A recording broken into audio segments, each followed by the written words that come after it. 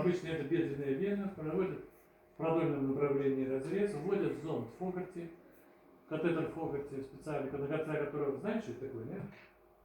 Ну, это катетер, на конце которого имеется баллончик из латексной, из хорошей тонкой резины. Вы проводите этот, вот в данном случае, как бы это проходило, вы берете, значит, зондом, проходите за тромб, вот видите, здесь уже, видите, нет тромба, раздуваете в зонде, на конце этого зонда раздуваете такой катетер, да, водой, физраствором он заполняется, и обратной тракции, ну, вернее, это наоборот я вам показываю, вы входите здесь, проходите сюда, здесь раздуваете баллон и обратной тракции тромб удаляете. Вот он, пожалуйста, 15-18 сантиметров тромб в нижней полой вене, с переходом на нижнюю полую вену, видите, да? Если бы он оторвался, а он мог оторваться, потому что он флотирует тут верхушка, то это 100% летальность. Второй метод профилактики, это более современный, более продвинутый, более перспективный. Вот, это противоэмболические КВ-фильтры.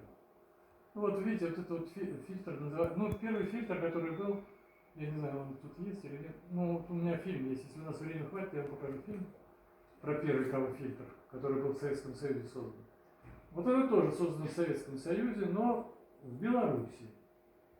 Это фильтр Reptel, называется. Reptel — это паучок. То есть вот такой фильтр, проволочки, на конце у них такой загиб специальный, которого они, как рыболовный крючок, которого они фиксируются в стенке, в стенке любой вены, там, подвздошной или нижнеполой, любой.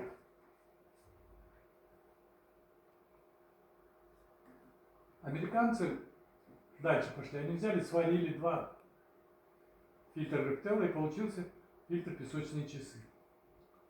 Значит, эти фильтры с помощью специальных зондов, направителей, вводятся в нижнюю полую вену. Вот видите, вот стоит фильтр в нижней полой вене, вот стоят песочные часы, стоят в нижней полой вене. И они, естественно, не пропускают тромбы большие. Они, ну, там миллиметр-два пропускают, а больше 2 миллиметров тромб уже не проскакивают в легочной артерии. И, соответственно, если больной еще остался жив до этого времени, то уже повторной тромбоэмболии у него не будет. Но если у вас ничего нет вообще, ни КВ-фильтров, ни зондов, вот, и вы ничего не умеете и пользоваться этими зондами, тогда можно применять вот аппликацию. Вы видите, да? Выделяется этот тромбоз нижней полой вены ниже. Значит, мы берем разрезом таким, как при холецистектомии, разрезом по Федоровой, если открытая операция в правом подреберье. Входим в брюшную полость. Мобилизуем 12-перстную кишку по Кохеру.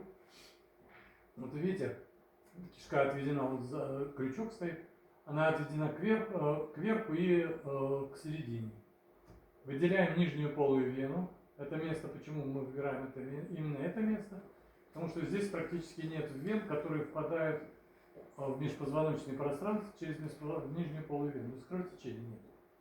Мы берем аппарат ушиватель культибронха или ушиватель 12-перстной кишки, заряжаем, там, знаете, вот кассеты есть такие, в которых танталовые скрепки. Вот мы эти кассеты ставим через одну, не каждую скрепку на свое место, а через одну, то есть чтобы между скрепками было расстояние. И прошиваем нижнюю полую вену. Конечно, метод варварский.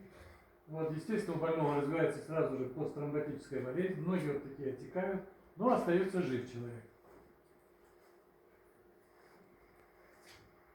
Ну, вот вы видите, да, это вот легкая, рассеченная, на вскрытие, аутопсия.